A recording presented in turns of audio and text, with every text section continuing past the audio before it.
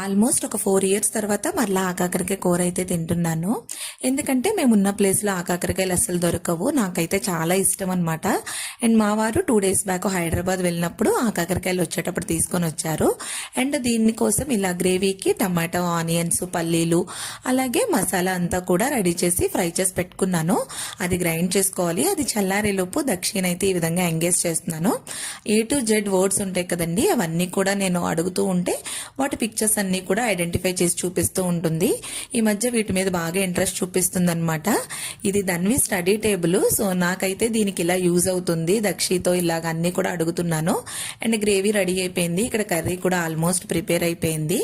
And ఇది prepare అయిపోయింది కదా, ఇది కొద్దిగా కాసేపు మగ్గాలి. ఈ లోపు వడియాలు కూడా వేయించుకుందామని చెప్పి వడియాలు అయితే వేయిస్తున్నాను.